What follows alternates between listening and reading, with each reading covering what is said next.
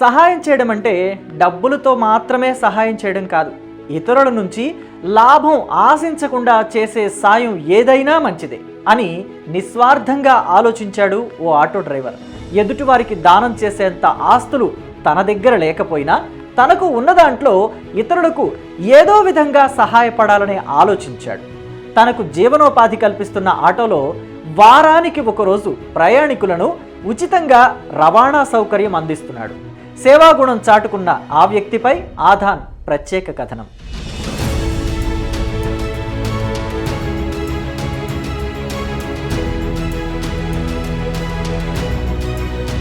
కర్నూలు జిల్లాకు చెందిన ఖాదర్ బాషాకు ఉన్న ఆస్తి ఆటో మాత్రమే. ఈ ఆటోను నమ్ముకుని ఖాదర్ బాషా కుటుంబాన్ని పోషించుకుంటూ వస్తున్నాడు. ఖాదర్కు నలుగురికి సహాయం చేయాలన్న ఆలోచన వచ్చింది. దీంతో ప్రతి శుక్రవారం తన ఆటోలో ఎవరెక్కినా వారి దగ్గర డబ్బులు తీసుకోకుండా ఉచితంగా వారిని గమ్యస్థానాలకు చేరవేస్తూ శుక్రవారం రోజంతా అదే పనిలో ఉంటాడు. గత 3 సంవత్సరాల నుంచి ఉచిత సర్వీసును అందిస్తున్నట్లు ఖాదర్ బాషా తెలిపాడు. మీరెక్కడికి వెళ్ళాలి అని అడిగి మరీ సురక్షితంగా గమ్యస్థానాలకు చేర్చడంపై బాషా మీద ప్రయాణికులు హర్షం వ్యక్తం చేస్తున్నారు.